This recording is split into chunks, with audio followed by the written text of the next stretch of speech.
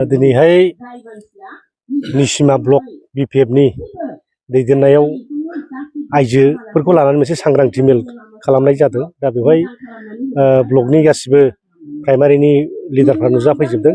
खोब गोजोननाय मोन्दों, मोजांबो जादों। दिनैहाय जोंनि बिपिएफ राजखान्थि हान्जानि जे फैबाय थानाय इलेक्सनाव जों मा मा बिथांखि लानानै रायजो राजाफोरनि खाथियाव थांगोन बिनि सायाव गुवारै सावरायनाय जाबाय। दा जोंहा स्पष्टखा, जोङो एबार सरकाराव फैनाय लोगो लोगो जोङो आइजोफोरनि थाखाय 40 कोटि थाखा मोनफ्रोमबो ब्लकआव 1 कोटि आरो बेनि थ्रुयै जों आइजोफोरनो सेल्फ हेल्प ग्रुपआव राङारि अनसुंथाइ होनाय बेखौ जोङो खालामगोन। 5 बोसोराव 5 कोटि थाखा बिनि गेजेरजों जाहाथे मोनफ्रोमबो सेल्फ हेल्प ग्रुपआ थालाङा बिनि थाखाय बेबस्था खालामनाय जादों, जाहाथे बयबो मोनहैयो। प्रमद बर' बादि 75,000 होगोन होननानै रावनोबो होनो हायै जाहाथे जाया, जों थगाया रायजो राजाफोरखौ।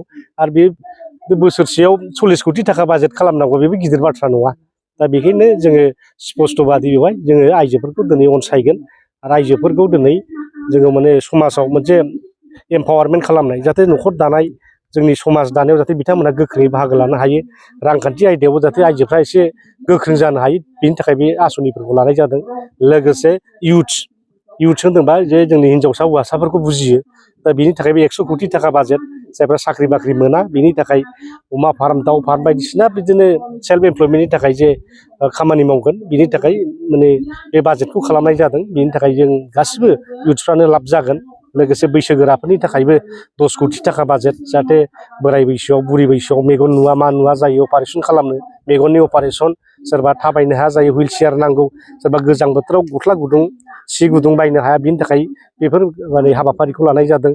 आरो जोंनि UPSC APC परिखा जायफ्रा पास जागोन बिसोरनि थाखाय राङारि अनसुंथाइ होनाय, दिनै डक्टर इन्जिनियार फरायनो जायफ्रा एन्ट्रेन्सआव पास जाबाय बिथांमोननोबो राङारि अनसुंथाइ होनाय।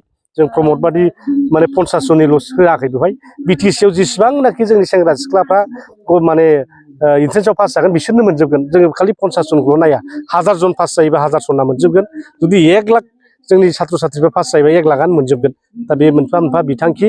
आरो लोगोसे सरकारि साख्रि मोननो थाखाय माने कचिं नङाबा हानो नागिरा, UPSC APC फोरखौ दा बिदिनो मोनफ्रोमबो जिल्लायाव मोनफा मोनफा कचिं सेन्टार, खालि UPSC APC नि थाखायल' नङा। दा बेवहाय railway recruitment, staff selection commission, बिदिनो एग्रि परिखा जाबाय थादों। दा गोबां डिपार्टमेन्टआव गोबां परिखा जाबाय थायो। दा बेफोर आनजादफोरखौ उथ्रिनो थाखाय बे कचिंफोरखौ होनाय जादों। दा बेफोरखौ लानानैनो बे सांग्रांथियारि मेल बेखौ जोङो वमेननि खालामदों, इउथ BSU वमेन, दा बेफोर खालामलांगासिनो दङ। आरो दिनै बेहाय स्पेसियेलि वमेनफोरखौ खालामहोनाय जादों आरो वमेनफोरखौ एम्पावार्ड बोरै खालामनो हायो बेनो जोंनि उद्देश्य।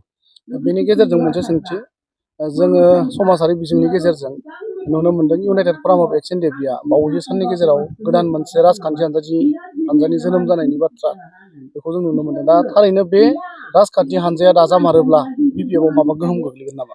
जेबो खहा गोग्लैया। माने मोनसे दिनै नुबाय थादों जे दिनै सुक्तिखारि जाबाय NDP-आबो, रन्जन दैमारियाबो, बा गोबां NDP लिडारफ्राबो इनभल्भ जोब।